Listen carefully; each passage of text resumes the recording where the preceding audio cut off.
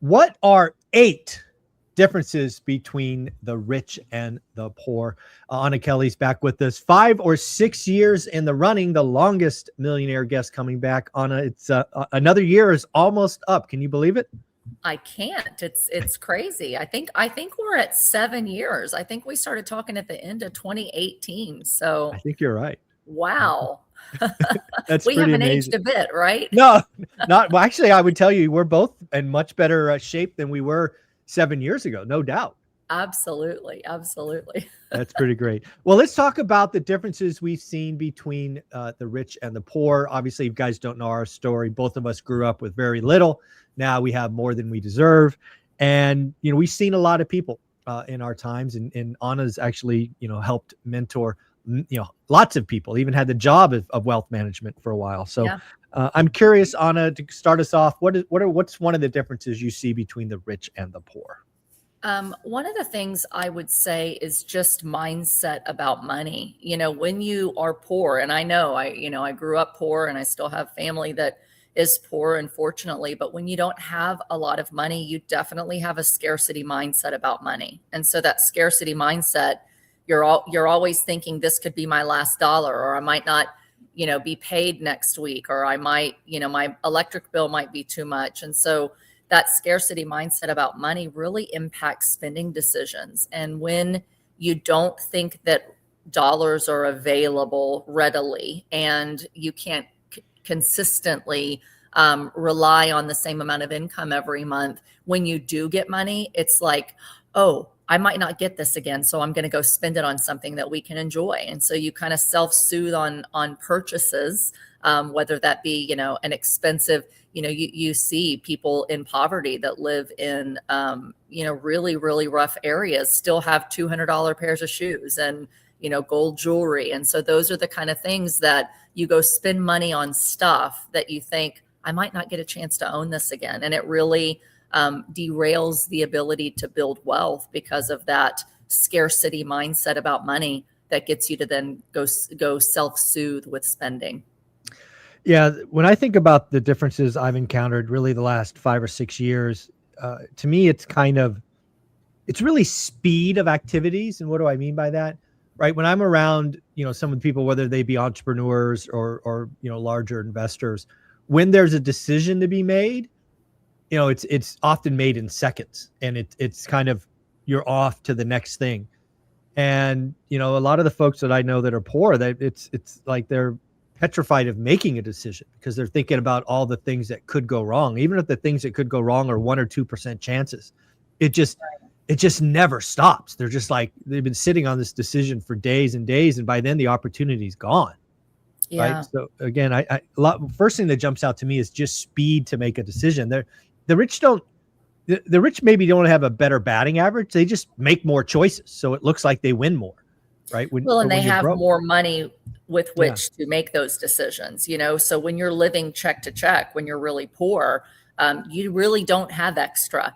And if you do, it's $200 extra this month. Let's go buy the shoes. Not like right. I've got $20,000. How do I want to invest it? And so I think part of that is the fact that they just don't have a lot of extra, and therefore they maybe that's the next thing. They don't know when they do have extra. They don't have the mindset and the teaching to, let's save this, and I really can do better as I save money and have opportunities to invest. So I, growing up poor, really never heard anyone talking about investing or the future in terms of Mm. money. It wasn't even a thought. So I think not being able to make decisions is in part lack of education that there is hope for better, and how you save and how it is a long game. So that mindset of, I don't have a lot. Sure, there's this option, but that's not for people like me. I'm never going to have enough to invest in something that's going to make a difference. Yeah. Love that one. The next one I'll have for you is what I see is the poor kind of seek comfort where the rich want to be uncomfortable. And the best example of that is I see rich folks try actively to get in new rooms. They don't want to be the big fish in the small pond. They want to get in other rooms. They want to skill up. They're constantly thirsty for learning and networking. And Yeah. just being uncomfortable, right? Being comfortable, being uncomfortable is a skill. And, growth is on the other side of that. And again, I see a lot of folks that are poor just kind of stay the same because they're not open to the idea of, growth is on the other side. Yeah. Either that, or I think on the other side as well, sometimes the poor are actually hustlers, and they're working really hard, and they're working 2 to 3 jobs just to make ends meet. And so they don't even have time that, when people say, oh, I don't have time, a lot of people use that as excuse. So they've got hours and hours a day that they're scrolling or watching TV. But when you're really poor, like, my mom worked 2 to 3 jobs most of my childhood. So there wasn't even a thought in her mind of downtime to get to, oh, let's go learn about investing. It's literally survival mode. And so I think you do. I saw a lot of hustlers. I hustled, I sold and made everything that I could to make extra money to be able to afford, Keds and Guess jeans. And, back then those were the really, high end kind of things, Sure. Coca-Cola jackets. It was like I had to go learn to hustle. And so they have that hustle mindset, but they just, maybe sometimes don't have the time, or again, the knowledge to know, hey, I could spend some time doing this. And so I would say that, to ping pong off of that, my next thing would be, the rich try to figure out how to make money work for them instead of how to work more for more money. And so that was a big shift, that I had to learn is, when you're just always thinking about, I need to make more money, your next thing is, I need to go get a second job. I need to go get a third job. As you start to hold money and save money, you start to think, how can I make my money work for me so that I don't have to spend more hours to make more money? And that is a big shift that I see wealthy people making, and that I had to really train myself to think like that as I, started to gain wealth. It's no longer about what else can I do to make more. It's what can I invest in that's going to make me money while I sleep.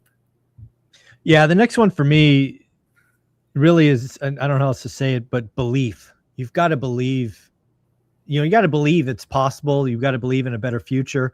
Why would you sacrifice? Why would you work more? Why would you do anything uncomfortable if you don't think there's some goodness on the other side?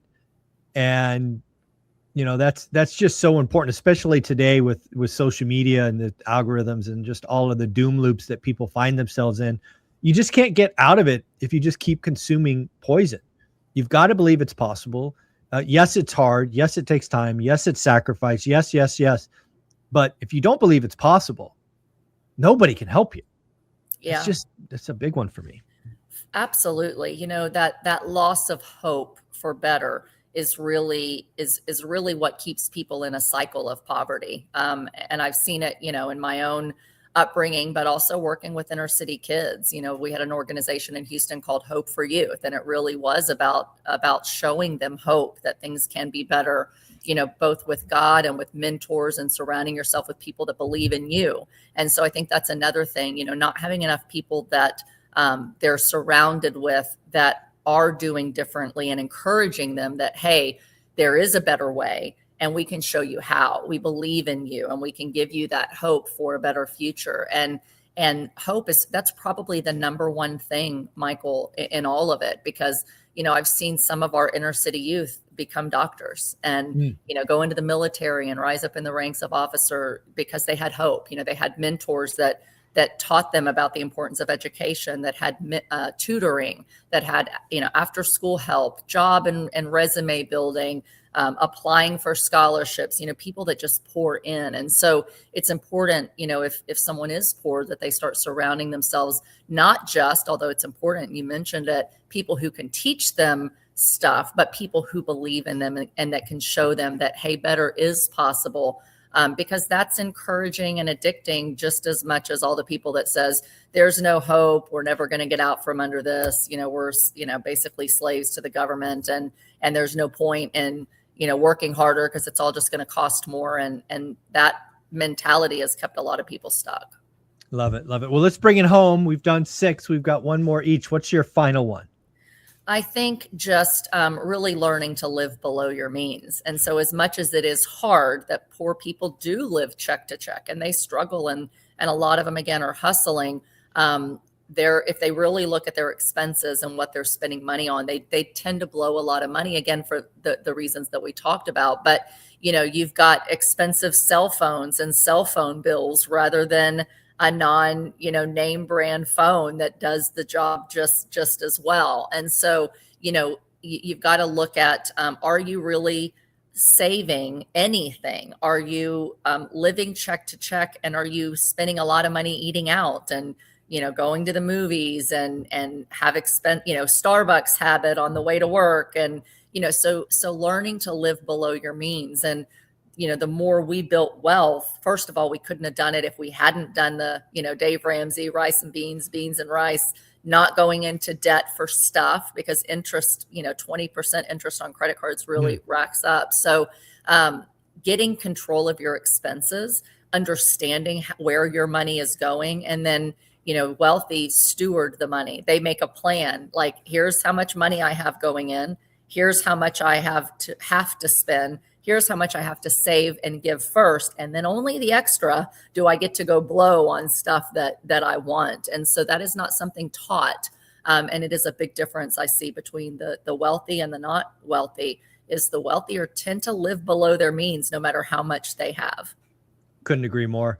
The last one I will close on is, this probably isn't true for everyone, but it's certainly true of all the millionaires and multimillionaires I know. All of them got wealthy with concentration, myself included.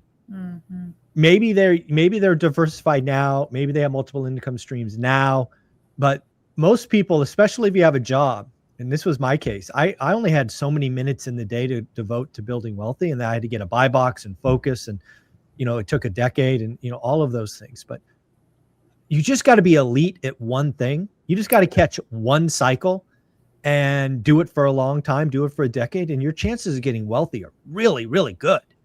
Yeah. And I think too many people, especially at the beginning, are like, hey, I'm going to put 7 cents here and 14 cents there, and I'm going to put a quarter over there. And you just don't get that snowball. It just doesn't become, the momentum doesn't build. It doesn't become big enough to be meaningful. And, I think a lot of people should be focused on, put all your eggs in one basket and watch the basket.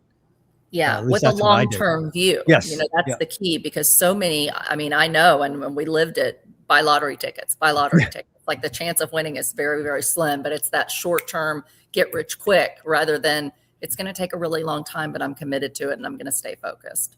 Love it. This is a fun conversation. Anna, where can people find you?